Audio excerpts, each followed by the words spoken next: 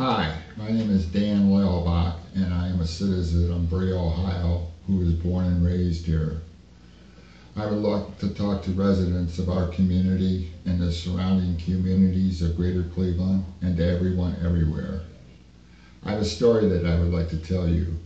If truth and fairness are important to you, please watch my video which details Baldwin Wallace's dirty deed. I am a painter by trade and owned and operated my own successful business for nearly 20 years. My family and I lived a comfortable middle-class life. But unfortunately, my marriage failed and my wife and I divorced. The court gave custody of my girls, ages 6 and 11, to me. The responsibility of raising my children and the demands of operating my business became very difficult, and I decided to find an 8-to-5 job. A friend of mine told me about a job opportunity as a supervisor in the Buildings and Grounds Department of BW. I applied for the job and I got it. I was now better able to care for and spend time with my girls. Then, after 4.5 years, Mr. Kerbush replaced my boss, Mr. Tom Reeder, a kind man who respected me and valued my advice. Mr. Kerbush, who did not respect me or value my advice, now made my job unnecessarily difficult and unpleasant.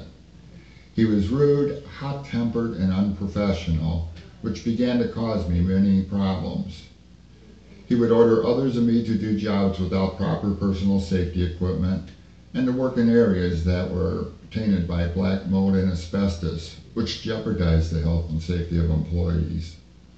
My values and experience, as well as BW policies, required that I correct his inept decisions, but he would become enraged and demand that I do the jobs as he ordered, despite the fact that BW policy states, quote, "The health and safety of employees are of the utmost importance, and that BW's safety rules will be strictly enforced against employees found to be willfully negligent in the safe performance of their jobs, and that unsatisfactory job performance and failure to observe BW regulations are valid reasons for termination," end quote. I reported these incidents to President Mark Collier, who did nothing to correct these hazardous and reckless decisions. Consequently, I was put in a position where I would have to waste my time gathering information which confirmed what I had already told Mr. Kerbush, and subsequently, he would then shut down these jobs. But this was after he had ordered employees to work in these known and unsafe areas. My proper action only enraged Mr. Kerbush more. At times, Mr. Kerbush would yell at me and threaten me, which violates BW policy, which states, quote, "All members of our BW community will treat others equitably, honestly, and with respect by avoiding behavior that might be reasonably perceived as harassing, bullying, belittling, and intimidating." I reported these uncalled for incidents to Mark Collier, who did nothing to correct these improprieties. Mr. Kerbush continued working with impunity, and I lost my job. He made a mockery of industry standards and BW policies. This was insanity. About 9 months after Mr. Kerbush's arrival, I was diagnosed with a serious disease, and my doctors wanted me to undergo a new experimental 6-month treatment program. They ordered a 6-month leave to undergo this debilitating treatment, but Mr. Kerbush denied it, insisting that I get a second opinion, even though BW policy did not require this. He refused to contact my doctor with any questions, as my doctor suggested. I argued this with Mark Collier, and finally, after 10 weeks, BW approved it. Mr. Kerbush was infuriated, even though he had approved another leave without hesitation or dispute. 5 months into my 6-month leave, I received a letter from Mr. Kerbush informing me that my position no longer exists. This is in direct opposition to BW's policy, which states, "The college will guarantee continued employment in an equivalent position for absence due to sick leave, short-term disability, parental, and adoption leave up to a maximum of 6 months. It also contradicts its Human Resources mission statement, which states, quote, BW employees are our most valuable resource and should be treated as such, and that BW will equitably and fairly administer policies and procedures. This did not occur for me. And again, Mark Collier did nothing to correct this mean action taken against me by Mr. Kerbush, who was out of control. Mr. Kerbush was enraged that I had shut down 2 jobs on campus shortly after his arrival because of asbestos and black mold. This interfered with him getting the jobs done quickly, which he thought was necessary because he was an insecure man who didn't want to be perceived by others as inadequate and inept, which he was. Getting a job done quickly was Mr. Kerbush's only concern. He did not care about employees who may become ill or get lung cancer 25 or 30 years later due to asbestos exposure, caused by his unprincipled haste to get the job done at all costs.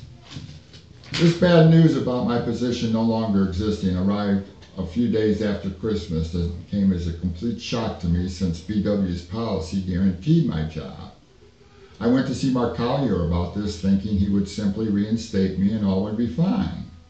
But Mark, being the good Methodist minister that he is, refused to do so. He is a shameless man who dares to call himself a minister. He and Mr. Kerbush's actions taken against me were unscrupulous and indefensible. Both men are cowards who deny the truth. Prior to Mr. Kerbush's arrival, I was a good and knowledgeable employee who had a spotless employee file. I have many notes and emails from the campus community and letters of recommendation which attest to this. I performed my job properly and by the book, while Mr. Kerbush performed his with incompetence and ignorance. After years of trying to get someone at BW to hear me out, or to find someone in Berea willing to stand with me, I could find not one honorable or decent person to challenge BW for its scandalous decision, because they did not want to jeopardize their relationship with BW. Then I finally found a good and caring man, Pastor Gary Halstead, who became my advocate and friend. He understood that it is not okay to lie and cheat, so he intervened on my behalf with the now President Bob Hilmer and made arrangements for Bob, me, and himself to meet in late 2014. Although Bob was very personable, he was not forthright about answering questions asked by Gary and me. He sidestepped them or responded with weak and insincere answers. At one point in our conversations, Bob stated that the decision of the president is final. Gary pointed out to him that he is now the president and that he can make a fair decision for me, which would then be final. Bob simply avoided Gary's valid observation. After our 2 meetings, I received an insincere letter from Bob declining to help me. I did respond to his letter, but I knew that we had reached a dead end, so I wrote to his wife hoping that she might persuade him otherwise.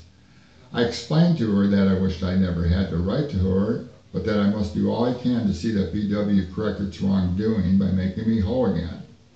I also told her that I did not understand Bob's hesitation on this matter. After all, it was simply a matter of honoring BW's policies, adhering to societal values, fulfilling hopes of honesty, and treating others fairly. This exasperating situation is summed up quite well by Upton Sinclair, who said, "It is difficult to get a man to understand something when his salary depends on his not understanding it."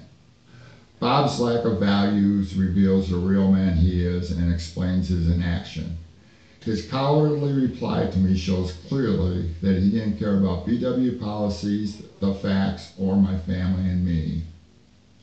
BW's policies were purposefully written and are explicit. They are the basis of BW's commitment to its employees and the expectations of employees to BW. They are the trust that characterizes an honorable and caring institution. BW wrote its policy that guaranteed my job, so BW should honor it. This is certainly reasonable and fair. Alexander Hamilton, a founding father of our country, said, "The first duty of society is justice, and also a promise must never be broken. If you believe this, will you let Bob Helmer and Mr. Corbush know that you are appalled by BW's dirty deed? Their phone numbers and email addresses are on the placard. The whole point of my argument is that it is not okay to lie and cheat. So why is it okay for BW to do so? BW must rethink its dishonorable decision, which is contrary to societal principles, and now do the right and honorable act of compensating me fairly and fully for its intentional and reprehensible mistreatment of me.